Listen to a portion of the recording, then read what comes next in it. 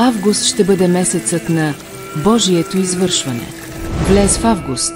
Постави Бога на първо място. Влез в август. Пусни всичко и остави Бог да действа. Влез в август. Не преставай да се молиш. Влез в август. Бог управлява всичко. Влез в август. Вярвай, че Бог върши работа. Влез в август.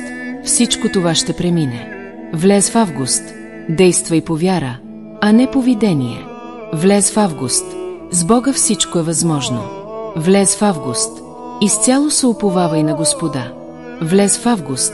Товарът, който носиш, Бог никога няма да ти даде повече, отколкото можеш да понесеш. Влез в август. С помощта на онзи, който ми дава сила, мога всичко. Влез в август. Вярата побеждава страха. Влез в август. Преброй благословиите си, а не проблемите си. Влез в август. Той устройва всичко заедно, за да бъде в полза на любящите Бога. Този август запомни: ако Бог е с теб, никой не може да ти се противопостави. Скъпи Боже, благодаря ти, че ме води през юли. Докато се подготвям за август, моля те да ми дадеш кураж да опитам велики дела за теб. Благодаря ти, че мога всичко чрез Христос, който ми дава сила. Предавам този месец в Твоите ръце.